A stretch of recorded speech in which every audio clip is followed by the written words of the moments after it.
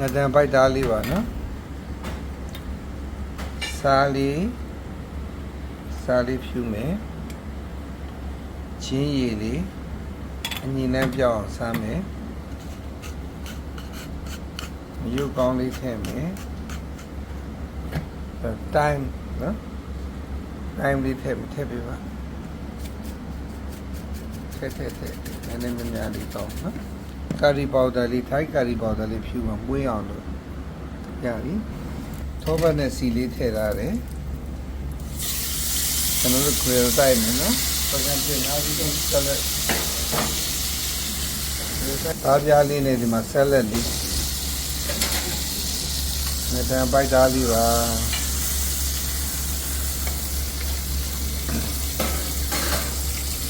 တိုင်းငေးကောင်းလေးနည်းနည်းထပ်ထည့်အောင်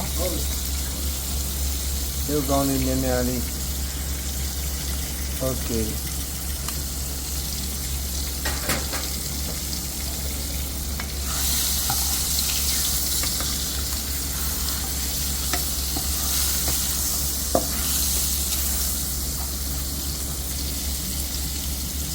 အရသာဝင်အောင်ရဲ့အချက်မြန်အောင်ရဲ့ကျွန်တော်ဓာတ်လေးနဲ့နည်းနည်းလေးမွန်းသားပါနော်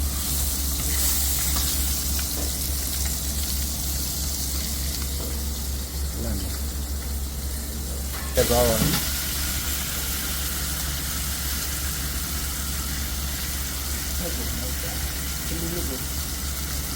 ကျွန်တော်တို့တစ်ဖက်ကို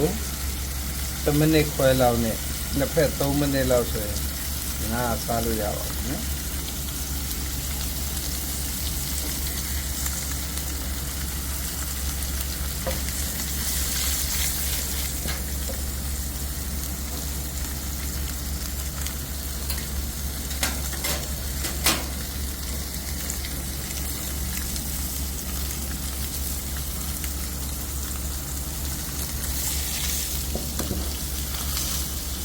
ရပြီနော်